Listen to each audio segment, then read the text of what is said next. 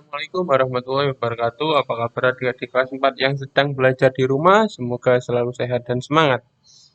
Hari ini kita belajar tema 8 subtematika pada pembelajaran yang keempat. Yang kita pelajari hari ini adalah Bahasa Indonesia KD 3.9 hingga 4.10 mengenai memainkan peran drama. Yang kedua IPS KD 3.3 dan 4.3 mengenai pengaruh corak kehidupan terhadap kegiatan ekonomi. Sedangkan yang ketiga adalah PPKN KD 1.3 hingga 4.3 mengenai pentingnya keragaman karakteristik individu dalam kehidupan berbangsa dan bernegara. Langsung saja kita mulai yang pertama. Memainkan peran drama. Kita ketahui dulu ya, drama itu apa sih?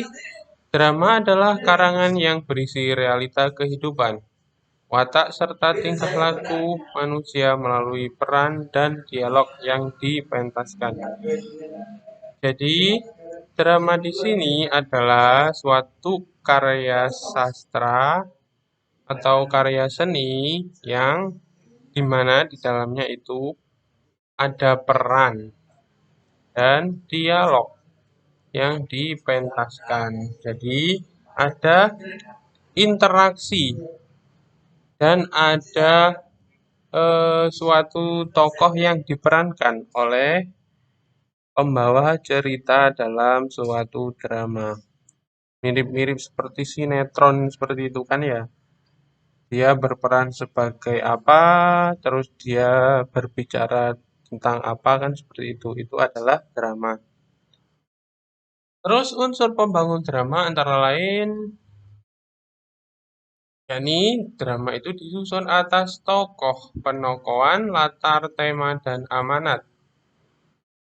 Sama kan ya dengan cerita fiksi kemarin, bedanya hanya kalau drama itu ada peran yang harus diaktualisasikan atau yang harus dijalankan dengan apa? Dengan cara dialog antar tokoh seperti itu ya.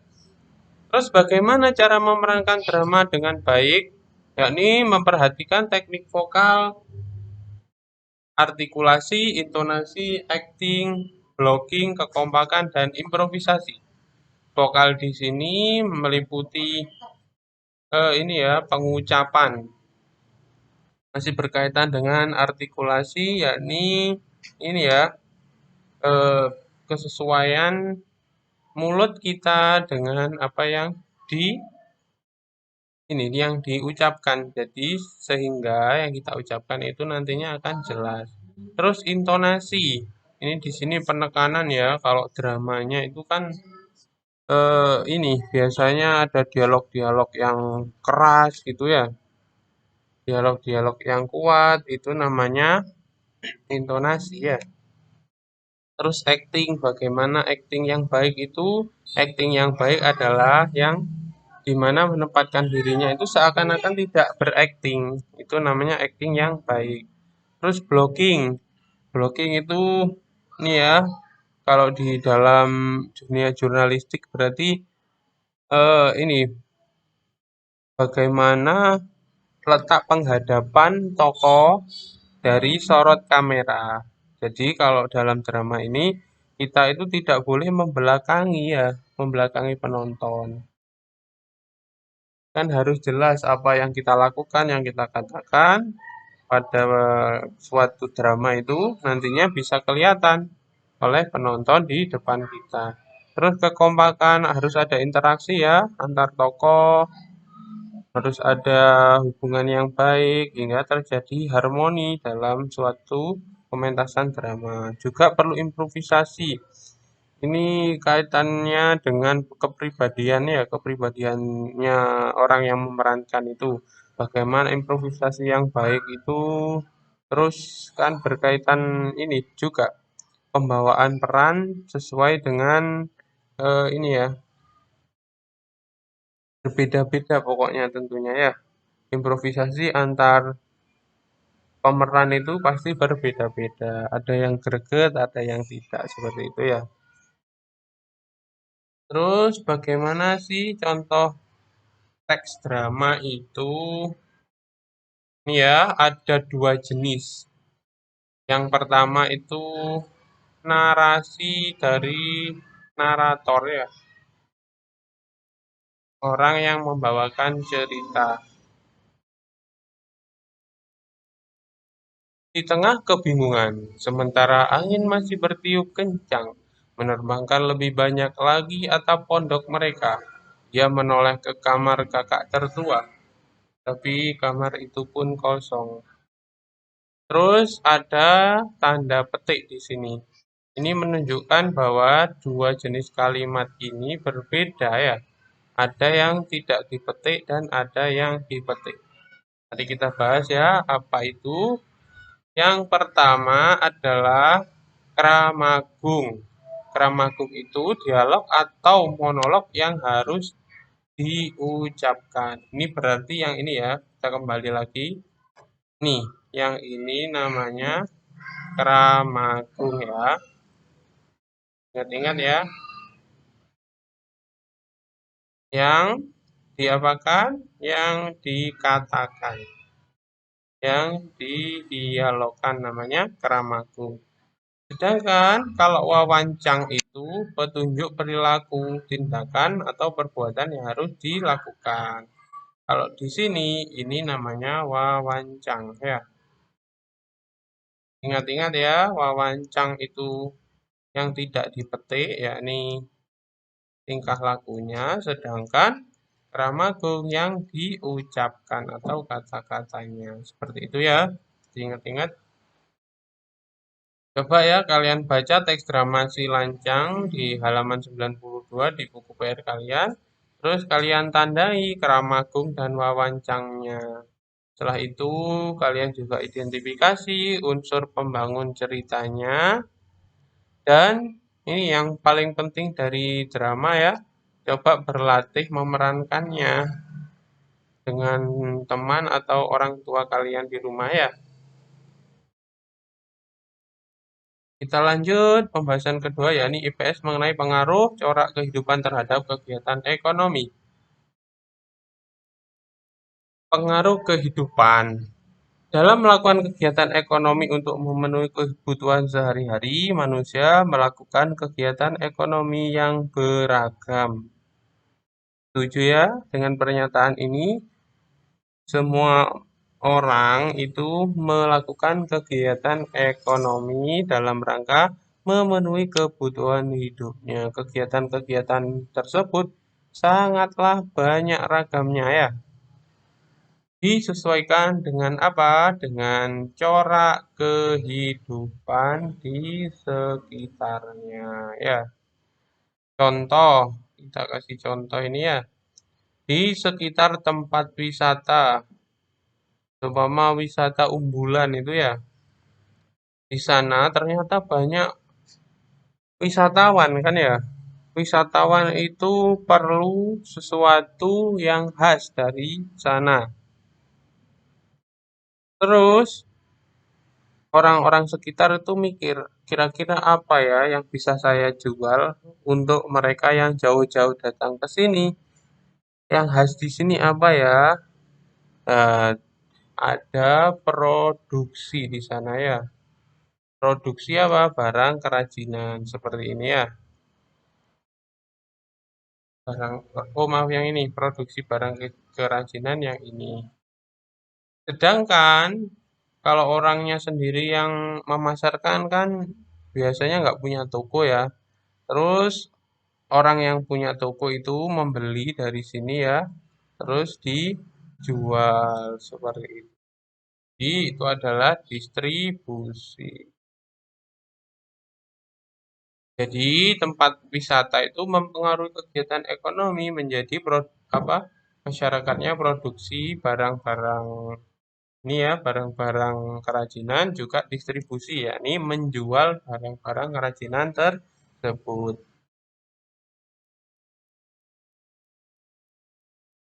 Kalau kita bagi sebenarnya corak kehidupan itu ada yang tradisional, ada juga yang modern. Kita bahas yang tradisional dulu ya. Pengertiannya adalah masyarakat tradisional, yakni kelompok masyarakat yang menjunjung tinggi leluhurnya dan memegang teguh adat istiadatnya. Jadi masyarakat tradisional itu biasanya hidup di desa ya, mereka mempunyai eh, norma-norma yang telah berlaku sejak dahulu dan benar-benar dijunjung tinggi ya. Norma-norma dan adat istiadat tersebut benar-benar dijunjung tinggi. Itu masyarakat tradisional. Contohnya apa? Kalau sekarang mau lebaran seumpama ya, itu orang masyarakat tradisional itu saling mengantarkan makanan dan sampai sekarang pun masih berlaku itu ya. Nanti kalau sudah hari ke-20 ke atas itu biasanya banyak dari orang-orang di desa itu masyarakat tradisional yang saling bertukar bahan makanan ya, yang padinya dari tanam apa yang dia tanam sendiri, berasnya itu apa nasinya itu ya. Terus ayamnya dari yang mereka pelihara sendiri seperti itu ya. Terus ciri-cirinya masyarakat tradisional itu memakai alat tradisional ya. Kalau di kampung itu kan masih pakai cangkul ya. Kalau yang modern sudah pakai kendaraan apa alat berat itu kan ya. Terus sikap gotong royong masih tertanam pada diri masyarakat. Kalau di desa, kalau ada keluarga yang memiliki hajat seperti atau hitanan itu orang-orang desa sukarela ya membantu merewangi. Ada yang memasak, ada yang cuci piring, ya itu semuanya gratis ya, nggak usah dibayar. Tapi dengan kewajiban orang yang sudah dibantu itu nantinya membantu orang yang telah membantu. Nanti orang yang rewang dia punya hajat, yang direwangi itu membalas seperti itu. Jadi saling tukar tenaga dan seperti itu.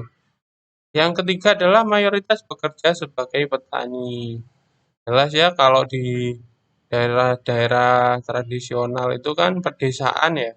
Pedesaan itu lahannya masih subur. Lahan yang subur itu yang paling cocok buat pertanian ya. Kan mempengaruhi juga ya corak lingkungannya terdiri dari ekologi yang subur, jadi dibuat pertanian.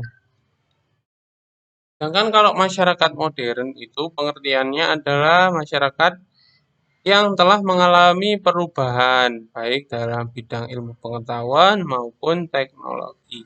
Jadi kalau masyarakat modern itu sudah mengenyam pendidikan tinggi ya, sudah mengetahui teknologi juga, mengaplikasikan dalam kehidupan sehari-hari ya. Lebih banyak mereka itu memanfaatkan teknologi daripada masyarakat tradisional ya. Terus ciri-ciri yang bisa kita lihat ya kalau dari masyarakat modern itu mulai bergantung pada teknologi. Jadi ini mereka mempergunakan teknologi itu untuk bekerja ya, untuk apa bersekolah, mencari ilmu itu seumpama ya.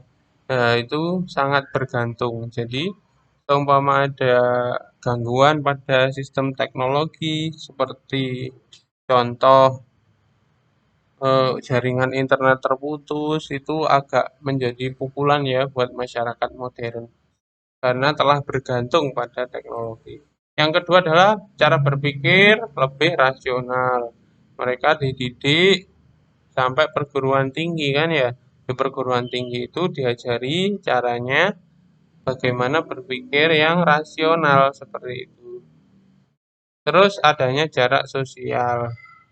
Mereka ini selain karena teknologi itu ya tidak sering berbaur, dia bukannya berinteraksi lewat teknologi hingga akhirnya dia jarang keep contact dengan orang-orang di sekitarnya.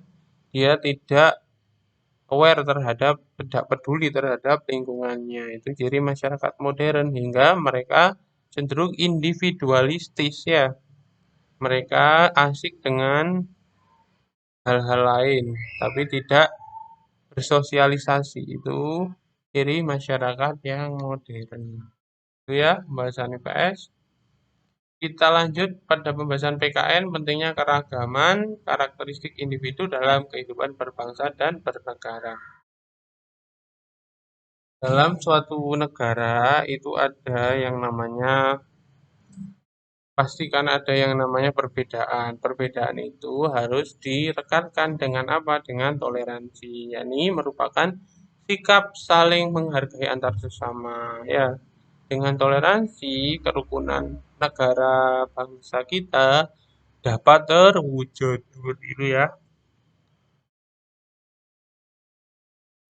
Terus bagaimana bentuk toleransi yang mungkin bisa kita lakukan? Yang pertama adalah tidak memaksakan kehendak kepada orang lain. Yang kedua, menghargai dan menghormati pekerjaan orang lain. Yang ketiga, saling membantu antar sesama. Yang keempat, senantiasa membantu tenaga yang membutuhkan pertolongan. Yang kelima, bekerja sama dengan orang lain tanpa membedakan ras, agama, dan budaya. Dengan yang keenam, mengutamakan kepentingan bersama di atas kepentingan pribadi. Coba ya kita baca, kita resapi ya. Apakah ini ada pada diri kita? Ya ini bentuk toleransi.